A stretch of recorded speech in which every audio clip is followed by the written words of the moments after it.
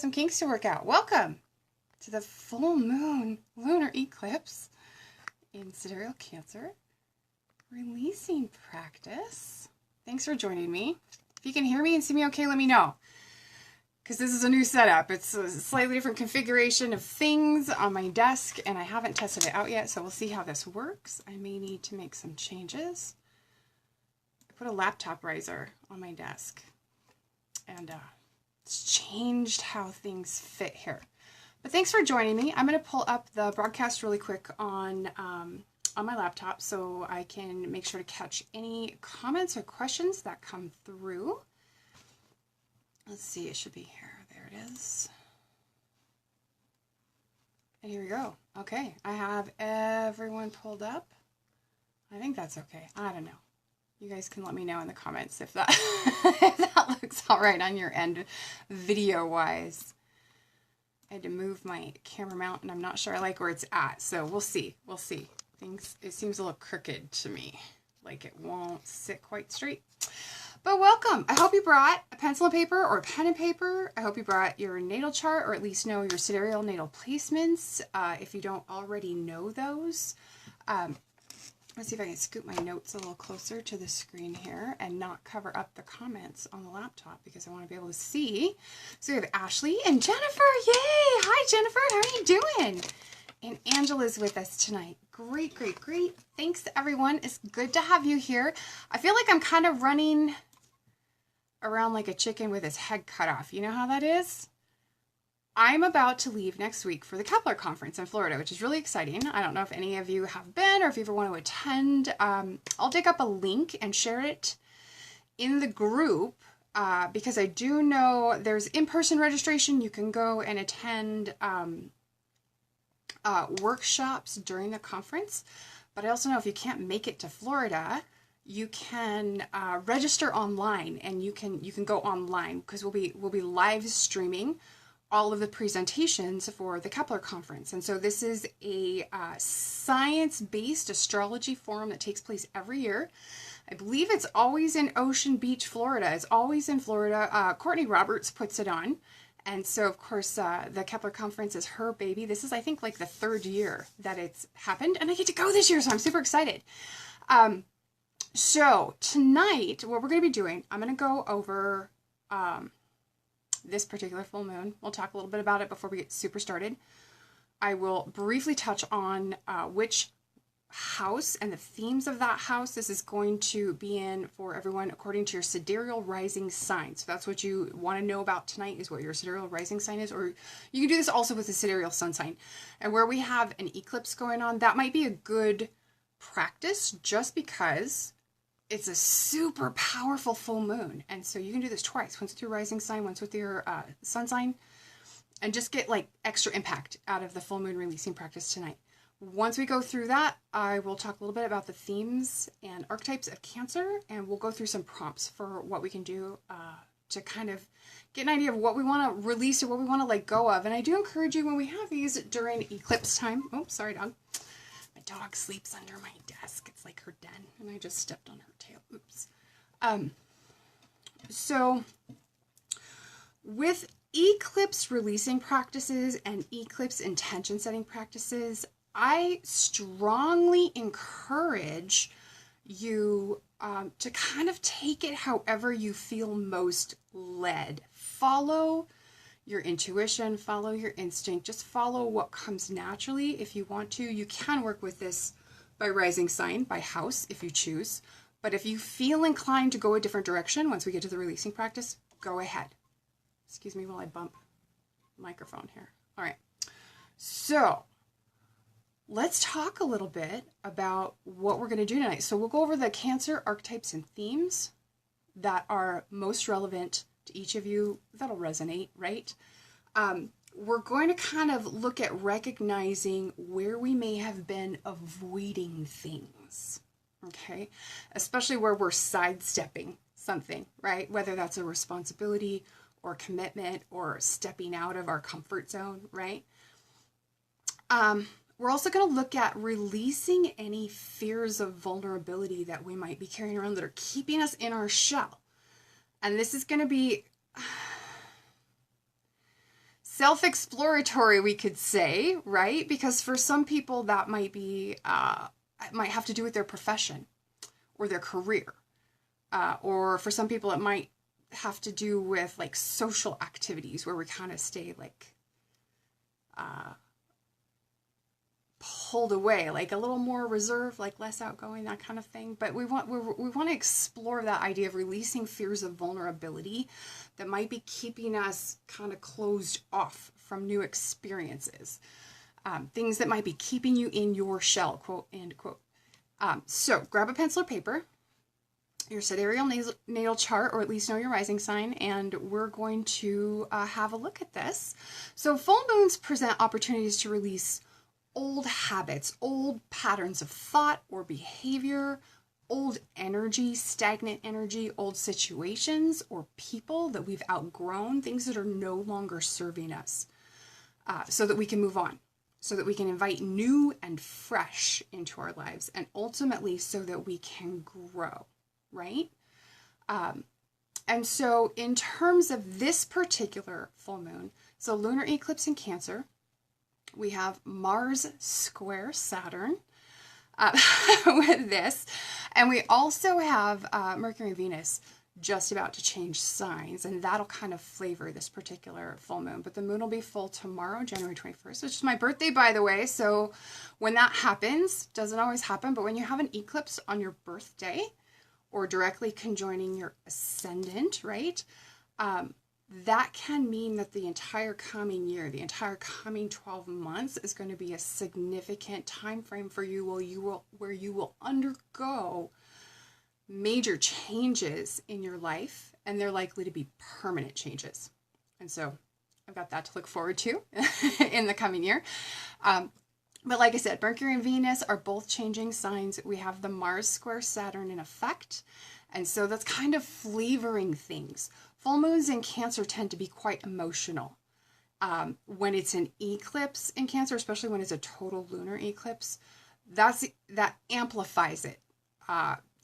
You know, you could say maybe like 10 times what a normal full moon in Cancer might be in terms of our emotional response to the things that we're going through right now. And I don't know about you folks, but I have found the last couple of days to be that way. Angela says, oh, her birthday, August 17th, 1959, in Philadelphia. There's a historic location for you. Thank you. Thank you. I appreciate the birthday wishes. The birthday witches. Maybe we need to have some birthday witches. So this particular eclipse, this is the final eclipse in the Cancer Capricorn series that began just about 2 years ago. It was 2 years ago, February.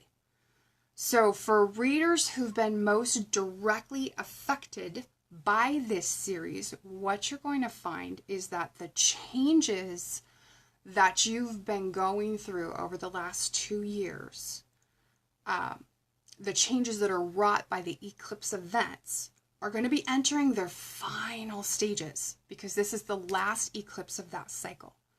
And so what will happen is, as you enter those final changes, this will be your opportunity to kind of to do those final adjustments and settle into this new or different life experience that you're having wherever the eclipse has affected you in your life.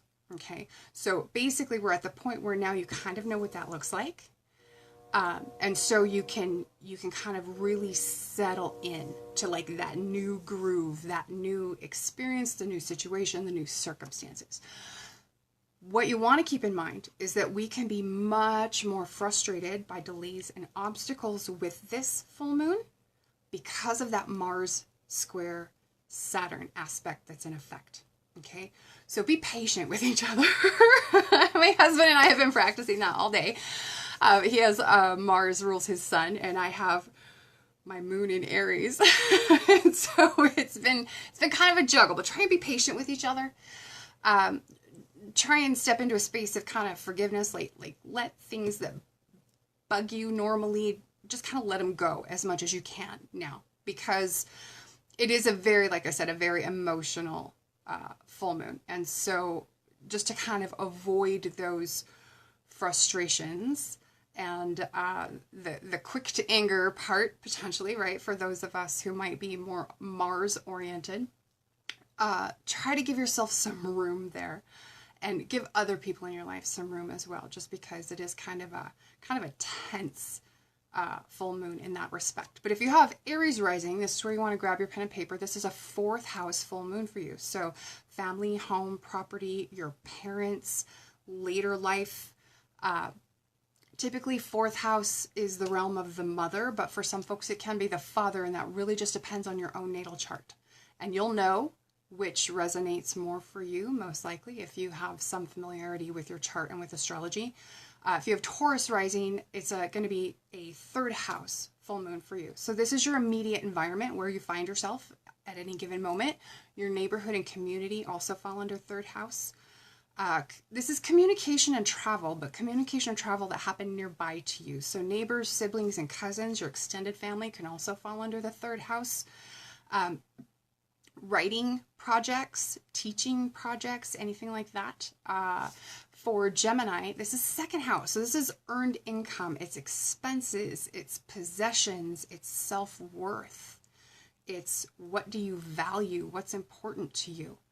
For Cancer, it's going to be a 1st house full moon. So that's yourself, your identity, your personality, the way you self-express, the way you appear, the way you dress, your physical body, right? For Leo, it's going to be a 12th house full moon. So that's privacy and seclusion. That's secrets. That's the unconscious mind, what we are not aware of that happens like behind our awareness, like in the periphery, right? It's also a very spiritual house. And it has to do with beliefs, very much has to do with our beliefs. So if you have Leo rising, 12th house full moon, especially in an eclipse, can be an excellent time to let go of a limiting belief. But it can also be an excellent time to let go of an addiction or a crutch that you have in your life, something that you depend on or something that you tend to run away to or escape to. And if you're doing that, if it's a thing that's not healthy, or if it's a thing that's maybe holding back your personal development and growth, a full moon at eclipse time, letting go of that can be a wonderful opportunity to make a permanent change, to release, like I said, that bad habit or that negative belief, right? And so I'll tell you a secret. I did this. I quit smoking back in 2010.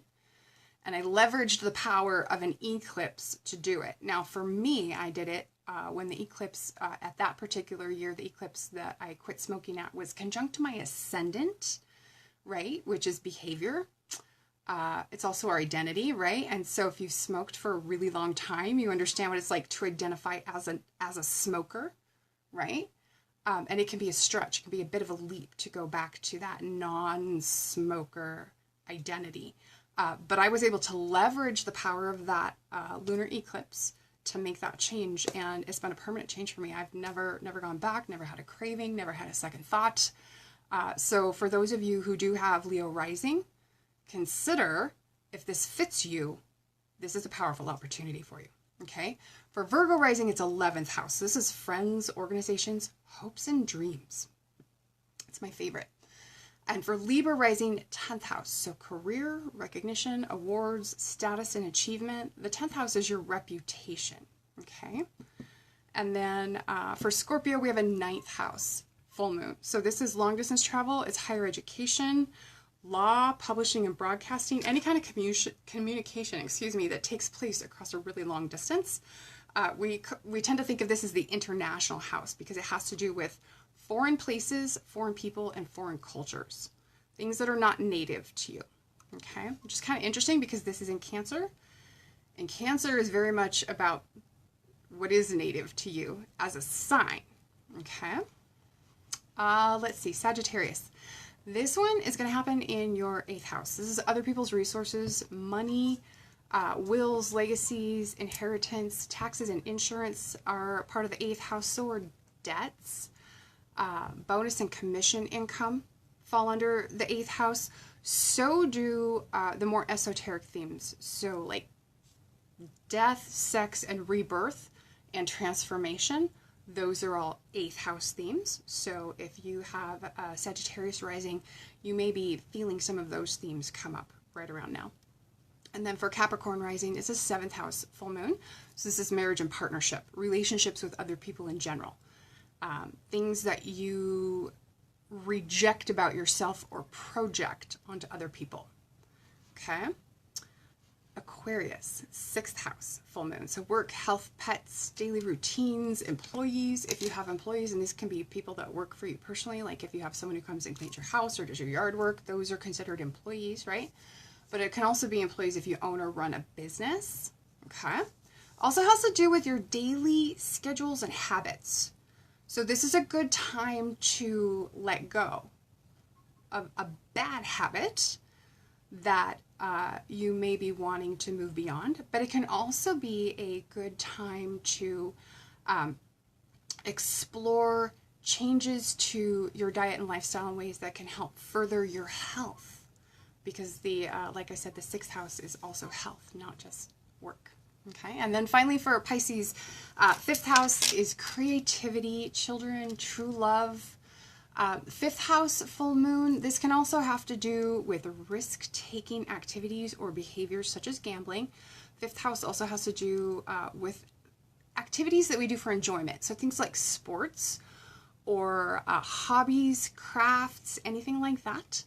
And like I said, children and true love fall under a 5th house full moon as well. So if you joined late and you're not sure where this particular full moon is falling for you, let me know what your sidereal rising sign is in the comments, and I'll go back and recap. But you want to know your sidereal rising sign, so if you don't have that, use the link in the video description wherever you're watching the video. Excuse me, I'm gonna cough here. But there's a link where you can go get a free copy of your sidereal natal chart, so you'll know what your rising sign is. So let's talk for a little bit about Cancer themes and Cancer archetypes. So Cancer is cardinal water. Okay, so it's an active principle, but it's emotional, right? It's ruled by the moon, which is the fastest moving of all the planetary bodies that we work with in astrology, right? So it's very, that's the active part. It moves so fast, it makes more aspects to more planets than any other sign ruler does. And so that's kind of that moodiness reputation that Cancer gets from that fast moving activity of the moon, okay?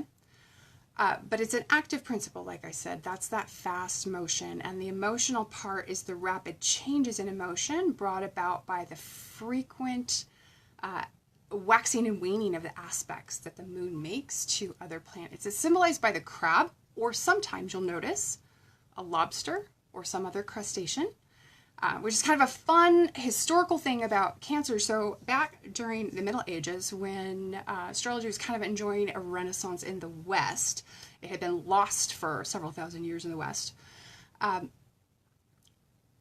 they used the same word for crab and for lobster. And so that's kind of where this comes from, this interchangeable. But the idea is what I want to point to, the idea, the concept of the crustacean, where it's hard-shelled on the outside. It has this nice protective shell, right, that it can withdraw into, that protects that soft, tender inside. Because isn't that what Cancer has, right? Kind of a soft, tender inside. But it can be very defensive, right? Angela says, I do not know mine. Okay, Angela, give me just 1 second. Let's see if we can get it for you real quick while we have you on. So Cancer is the archetype of the mother, the moon, right? And then on the flip side, on the masculine side, even though it's a feminine sign, it also represents the invisible man. And we've talked about that a little bit more. We'll explore it here in a minute. But Cancer's also the nurturer, right? The caregiver, the healer. The invisible man is a little bit different. The invisible man is the emotional man, right? We tend to not acknowledge emotion in men culturally, sometimes, depending on what culture you're from, right? But there's other ways that the masculine can still kind of be invisible to us. Sometimes that's embodied by the stay-at-home dad, right? That's kind of a counter gender norm, if you want to call it that, right? We usually expect the man to be the one who goes out and does the breadwinning, and maybe this was historically the way that it's done. It's not necessarily the way that we do it much anymore, right? There's a lot more men who stay at home and raise their kids than maybe there ever were, but that tends to be an unacknowledged role. We don't think of that as a man's role, right? The vagabond. This is another one that's the invisible man. The man, the transient and the vagabond, the man who is invisible to society. So these are some ways that Cancer can represent the invisible man. And I've got my charting software pulled up here. Let me just enter in your data really quick, Angela. See if I can navigate 3 windows at once while I'm on a live stream. Let's find out. August 17th, 1959. Okay, so let's see what we can find out here for Angela. I'm going to do some cutting and pasting, and hopefully that'll be quicker.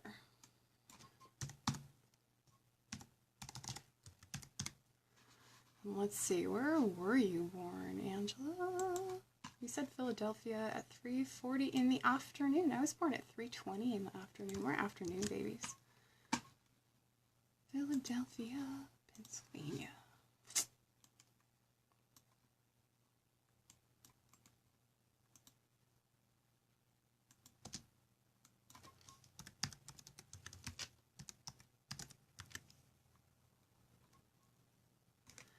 All right. I think we just about have it. There's Pennsylvania. So let me cast the chart for you here and get rid of the window. So your rising sign is Sagittarius. So this is going to be a first house full moon for you. Okay. If that helps. And so let me recap for you. So first house is identity and personality. It's the way you appear. So it's your physical body and how you dress, the way you wear your hair or your makeup or no makeup, what have you. It also can be your mannerisms and your methods of self-expression and the role that you play in the world as well. That's the first house. But like I was saying at the beginning of the broadcast, use this full moon in whatever direction you feel most led. Okay? Then getting back to Cancer. So Cancer is a creature, the crab is a creature that carries its home with it. And that's actually something we kind of associate with the Cancer archetype as someone who can make themselves at home wherever they are, right? Folks who have heavy Cancer energy in their chart sometimes have this natural ability to do that, or folks who have Cancer Sun or Cancer Rising sometimes have this natural ability to just kind of make themselves at home wherever they are. But it's that soft-hearted inside with that tough exterior that we're having a look at tonight, okay? Cancer, that crab has pincers, right? So it's kind of a defensive creature. It's kind of a defensive position. So as we move into the releasing practice, and I hope you brought paper with you. I'm going to have to grab scratch paper because I didn't have any handy. There we go. I've got a piece. There are some things that I want you to consider. You don't have to work with all of these prompts that we're going to go through tonight, but pick whatever resonates most with you and take it the direction you feel most led. Jonna says, how did Cancer get its name? I don't know why I've never thought to look that up. You know, Cancer the crab. That's a good question. I don't know that I know the history behind Cancer, the constellation, if that's what you're asking, Jonna. But let me see what I can find out for you maybe and kind of come back and answer that question for you, if that works. I'm familiar enough with the history back to the Middle Ages when it had that extra connotation of just being any crustacean, crab or lobster, whatever. But I'm not necessarily sure that I know the origins of Cancer as a constellation in and of itself enough to feel comfortable giving you a direct answer right now. But I can find out, and I'll come back and answer that for you. I don't think I've ever thought to look it up either, but I did think it was interesting that sometimes you see astrological symbols where Cancer is represented by the lobster and not the crab, which we're used to thinking of as the crab. So here we go. These are some things I want you to consider as we explore the releasing practice tonight. Where are you mothering? Or smothering? I like that one. I have a friend who refers to her mom as smother instead of mother, you know, just kind of a fun, like joking, family goofiness sort of way. So smothering can be part of what we deal with. Too much mothering, right? Or do you have an attachment to being mothered? Do you need mothering? So we can look at mothering in two ways there. Is there a sense of clannishness that you're carrying that might be stopping you from appreciating differences in others, other cultures, other peoples, other families, that sort of thing? Where are you hiding? Where in your life have you grown a shell or put up some kind of wall? Usually we do this in an attempt to make ourselves safe, right? It's a defensive thing, like we were talking about earlier, Cancer being kind of a defensive archetype, right? Where have you grown that shell or put up a wall that is keeping you from allowing yourself to be vulnerable? Now, that can sometimes be from a fear of vulnerability or a fear of exposure, but it can also be from a fear of hurt. It can be from a lot of different things, right? But if that's you, have you stopped to consider how that might be holding you back from things that you want? How are those defenses that you've erected in the area of life that you're working with tonight, how are they holding you back or limiting your experience? Or limiting your ability to exchange ideas with people outside your own clan? Okay. What are you overprotective of? Why? Where are you avoiding commitment or sidestepping things instead of facing them head on? Okay. Because that is not a crab-like behavior. That's side scuttle. Go off the camera. Play with the camera. Okay. So some things to consider here. And can you release your need to control outcomes? And I'll recap those here in a minute, but I want you to grab your pen and paper and take a moment to think about those prompts. Take a moment to think about what it is you're ready to release from your life experience related to the house this particular full moon lunar eclipse is falling in for you, or related to just where you feel most strongly led. And we'll have you write those things down on a piece of paper, and then we'll get to the actual releasing part when we're done. So let me go ahead and recap the prompts, and then I'll have to rustle up a pen here and write out my stuff.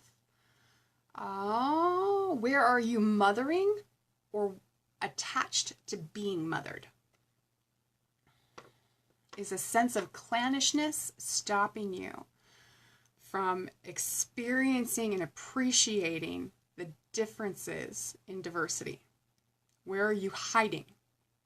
Where have you grown a shell that you retreat into or that you hide behind that keeps you from being vulnerable? How are the defenses you've erected in life holding you back or limiting your experience? What are you overprotective of and why? Where are you sidestepping instead of facing head on? And what can you release in those in those themes. So take a moment, think about what it is you want to release, write them down. We're going to take a couple minutes here to do this practice, and then we'll reconnect when we're all done. And if you're comfortable with it, feel free to share in the comments what you are ready to let go of or move beyond, whatever it is that you've outgrown, whatever it is that's no longer serving you or that's holding you back, or whatever it is you're just plain flat out tired of. Okay? So let's go. Let's work with this.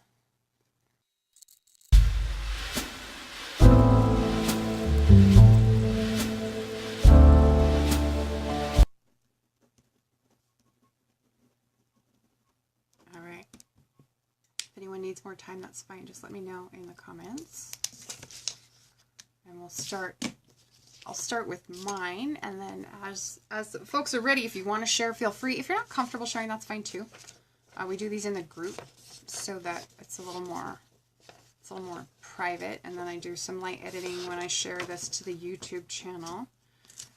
So if you're comfortable with that, feel free. Sometimes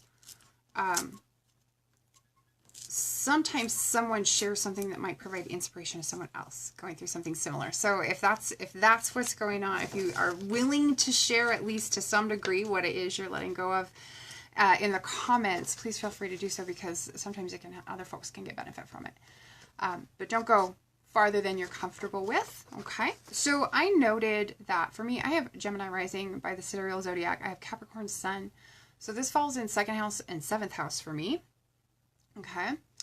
So I wrote, because 2nd house has to do with values, right?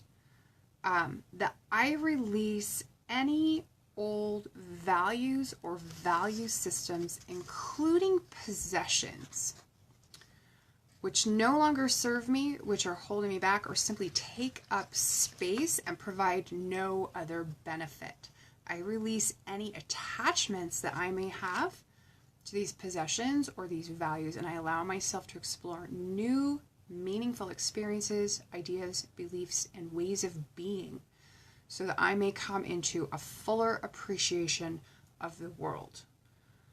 And then for my Capricorn Sun, I decided to tack on, I release my need for conflict and attachment to old, outdated arguments.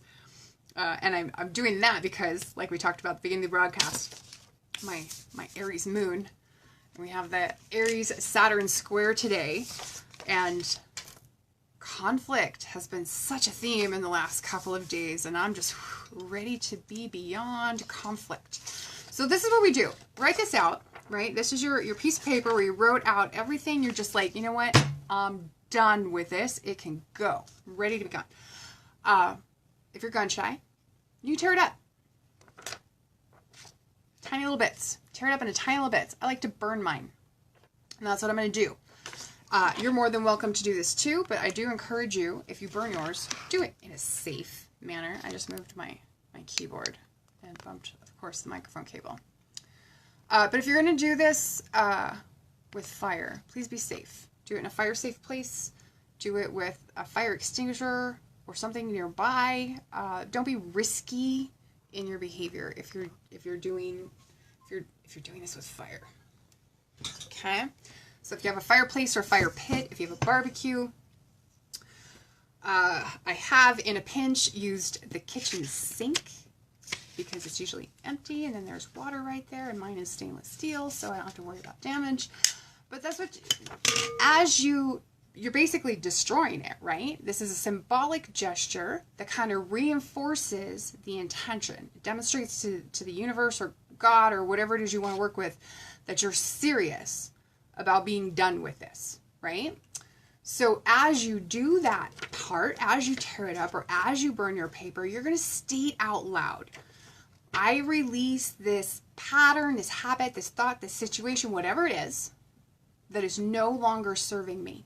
I release it with my gratitude for the lessons which it brought to me, and I release it with love.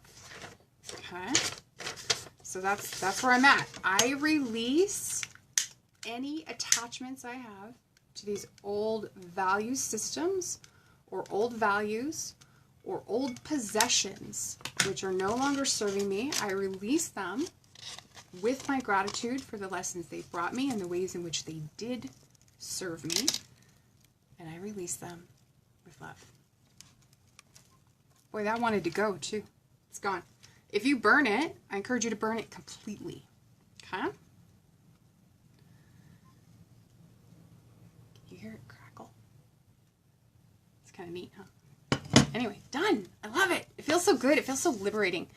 I love the releasing practices. So Jonna says, Libra rising, I'm releasing the habit of sidestepping responsibility for my career or lack thereof. Also the habit of depending on others to convince me to make decisions that I should be making myself naturally.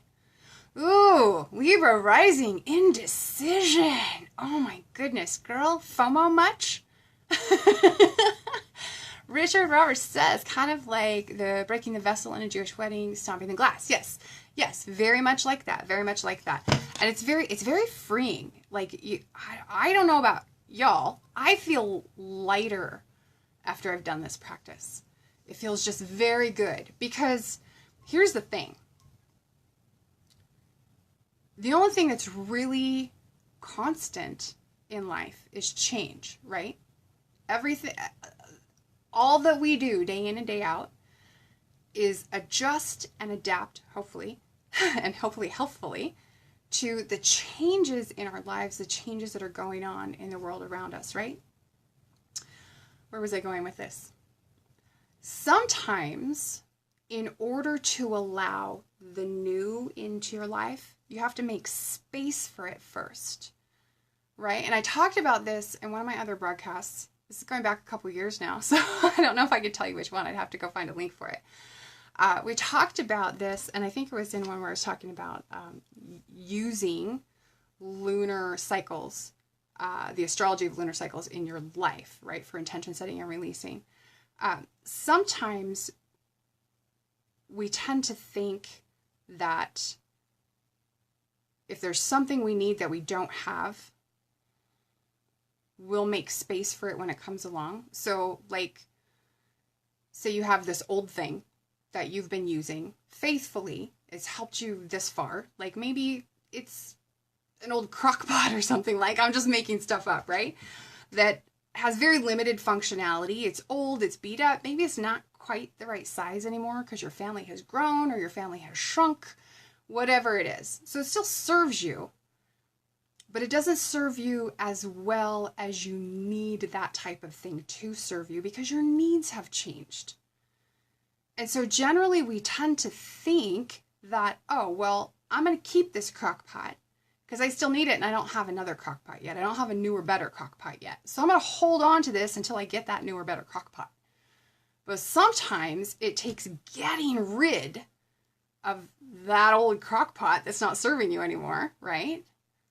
It takes that action of getting rid of it to allow the new thing to come in, the thing that's going to serve you better in your new need, in your new experience, your new situation, your new environment. And so I always encourage folks, we tend to not think about getting rid of things that we no longer need. But it's a very important practice, and that's why I love to do the full moon releasing, because it's a way of keeping that in mind on a regular basis, to always be looking for what can I let go of that isn't serving me any longer, right? And sometimes the things that we're ready to let go of are physical. Sometimes they're not. Sometimes they're emotional. Sometimes they're people, right? And I think that was the example I used in my old video. Like if you were dating, right? And maybe you'd outgrown the person you're with and you're ready to move on. You wouldn't go, oh, well, I'll get rid of this person when someone new comes into my life. You would never do that, right? So if you wouldn't do it in a relationship, if you wouldn't do it with a person, why would you do it with anything else? It doesn't make any sense at all. If you're ready for something new, show the universe you're ready by making space for it so it can come into your life, okay? Angela says, I release all limiting beliefs and relationships that do not serve me and take responsible for loving myself first. And thank you for the lessons. Yes, love yourself first. Jonah says, holy crap, I need a crock pot analogy for the night. I'm glad that worked. I was actually thinking about this myself with crock pot because we have one that, I mean, I love it. We've had it forever. I think we got it when we were married, which is going on, 20 plus years now. It doesn't fit in my dishwasher very well. And I really want a crock pot that fits in my dishwasher much better than this one. So I'm ready. I think it's time to get rid of a crock pot or two, whether that's literally or figuratively. So one thing I want to touch on too, before I let everyone go, and actually I might need to have a thought about whether I have any announcements for y'all. I didn't put my notes completely together like I normally do tonight, just because I've been running around crazy trying to get planner orders ready and shipped and stuff before I'm about to leave town for a week. So I'm doing a lot of prep work for that sort of thing. And so I don't have my notes completely filled out as to whether or not I have any announcements for you. But the full moon, so those of you who may work with crystals, I don't know how many of you might be on who do that. The full moon is often when you're encouraged to charge them, right? What I want to point out is that when the full moon is an eclipse, even better. And we're not going to have a total lunar eclipse again until I think it's like 2021. So it's going to be a while. And so this is a really fantastic time. If you have any crystals that are important to you that you want to charge, consider doing that tonight. John says, yes, crystals. I haven't worked with crystals in ages. I just really haven't. I have a whole collection of crystals and stones. I used to collect them. I love them, but I haven't worked with them in a really long time. I just enjoy them. So announcements. Let me think. It's not too late to get your Ultimate Astrological Planner if you don't have one yet. Richard is watching the eclipse as we speak. That's fantastic. I might have to step outside and see if I can even see it. It's been really cloudy here, so I don't know if I'll even be able to see it tonight. So definitely if you need your Ultimate Astrological Planner for the year, you can order it. Still, it's not too late to get them. I did recently roll out, and actually I didn't grab a link. Can I get one quickly? Maybe I'll add one to the comments or to the description after I get off. So I rolled out a new offer. The last couple of years I've offered the Ultimate Astrological Planner with the daily transits, and it's transit to transit aspects, what sign the moon is in, when it's void of course, that sort of thing. And of course the planner has, for those of you who've used it, you know this, it has the color-coded days, your best days for love, for luck, for business, and then there's a color-coded section for Mercury retrogrades, including the shadow period. So it's meant to be like easy to use at a glance. You can look at it, you see the color, oh, that's a great day to make a business meeting, right? Or whatever.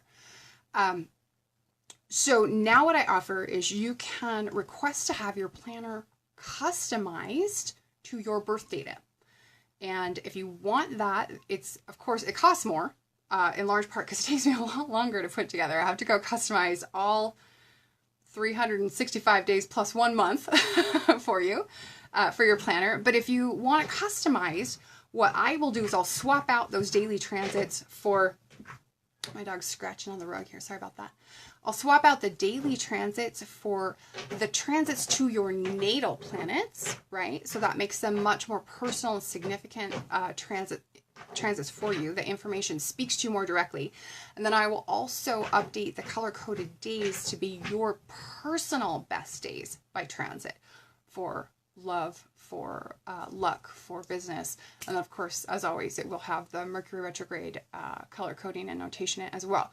So if you're interested in that, it's something that's new this year. I just actually rolled it out last month. I had a custom request and we decided to try it out, and I made it into a full-fledged option. So if you want the personalized planner, you can get that now. I do have a 2 to 4 week turnaround on that, just because I also spend a lot of time writing horoscopes, guys, you know that. And we do the live streams, so I have to work that kind of in around all the other moving pieces of what I do. So it does take me a little bit longer because it does take a lot more customization, but you can get those now. So I'll drop a link for that as well. And I'll also grab a link for the Kepler conference if anyone is interested in registering for that. I don't know if it's too late to try to get there in person, but you can probably still register for digital access. But it's a great conference. There's going to be a lot of great information and a lot of great knowledge from some absolutely amazing astrologers being presented at the Kepler conference. So, and aside from that, I don't think I have anything. Oh, I do know. If you haven't read the January overview and short reports, the full horoscopes by sign, I would encourage you to go back and read at least from now through the end of the month at a minimum for your sidereal rising sign and your sidereal sun sign, especially for the eclipse, because it's going to kind of give you a sense of what to expect. And if you read for your sun and your rising sign, you're going to get a more complete picture of what this particular full moon may hold for you, being a lunar eclipse. So there is that. The other thing is that the February overview and short reports, not the full horoscopes by sign, but the February overview and short reports are now live on the website. So if you are subscribed to get advanced access, you can read that right now. You don't have to wait till the beginning of February when it's free to the general public. You can jump in and log in at the website and read the February overview and short reports. If you're not subscribed, you can sign up. You'll get the first 2 weeks free as kind of a trial period. So you're more than welcome to sign up for the trial period and go ahead and read the February overview and short reports. And I will have the full horoscopes by sign up at some point. I was actually hoping to have them done before I'm due to leave for the conference. I don't know that I will have that done, but I will do my best to keep you posted. It may be much closer to the end of the month before I can manage that, just because I have the conference going on this month at the same time. So bear with me on that. I do apologize, but it could slow me down writing. But thanks everyone for joining me. If anyone has any questions or comments, please feel free. And if you're catching the replay, feel free to comment your observations, what it is you're releasing, any questions that you might have for me, because I do keep an eye on the comments and I'll come back and answer your questions. But thank y'all for joining me tonight. It's been a pleasure, and we'll see you again next time. Thanks so much. Bye.